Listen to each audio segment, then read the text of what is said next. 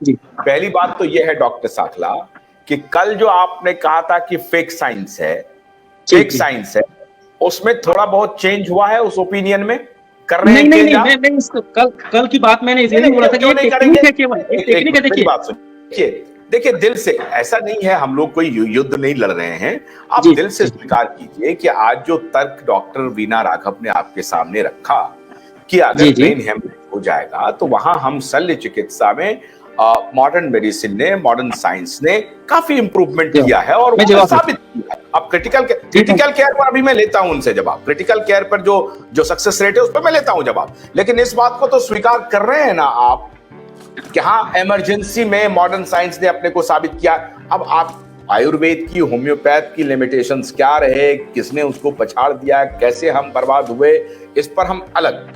अभी पहले आप स्वीकार कर रहे हैं ना कि आप जो 100% कह दिया कि फेक साइंस है, ऐसा नहीं है ना? मैं बताता हूँ उसको, साइंस की बात करो। देखिए सुनिए साहब, सुनिए ध्यान से स्वीकार सुनिए। कीजिए, देखिए अगर साइंस को और स्वीकार टेक्निक कर को लेंगे मिक्स मत डॉक्टर करिए। सांकला, नहीं नहीं हम साइंस नहीं, आप स्वीकार तो कीजिए पहले, ये स्वीकार तो कीजिए कि हम नहीं इमरजेंसी में नहीं, स्वीकार कीजिए आज, नहीं आप दिल से करिए, आप जबरदस्ती ये नहीं मानने टेक्निक के लिए से आप साहब, ये टेक्निक से साहब, टेक्निक को साइंस से मिक्स करिए। साइंस अलग चीज है, साइंस हेल्थ के लिए होना चाहिए। साइंस अलग चीज है, टेक्निक्स अलग चीज है।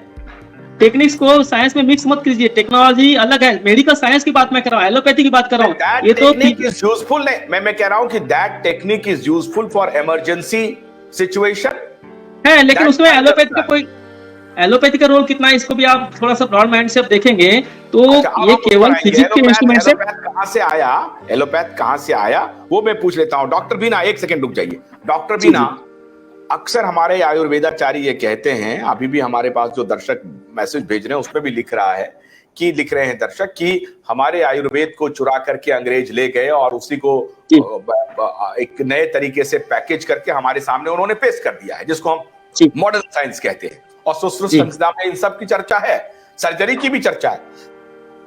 तो ये कहना कि एलोपैथ एक अलग विधा है, आयुर्वेद तो कहता है एलोपैथ हमसे अलग है ही नहीं। एलोपैथ, आयुर्वेद तो एलोपैथ को अपना ब्रांच मानता है। ओके, एक्चुअली मैंने शुरू बात क्रिटिकल मेडिसिन से की है बिकॉज मैं ज़्यादा 40 साल उसी में काम की हूँ, तो एक्चुअली मेरे को वहाँ पे जाना ही पड़ा। पर जैसे डॉक्टर साहब बात कर रहे थे जर्म थ्योरी के बारे में, है ना, एंटीबायोटिक्स एंड वैक्सीन के बारे में। हमारे पास सिर्फ एंटीबायोटिक्स नहीं है, हमारे पास कैल्शियम चैनल ब्लॉकर्स हैं, हमारे पास एस इनहिबिटर्स हैं, हमारे पास ब्रोंकोडायलेटर्स हैं, बीटा ब्लॉकर्स हैं, वैसोडायलेटर्स हैं, ब्लड थिनर्स हैं, जो दूसरी बीमारी को हम ट्रीट करते हैं।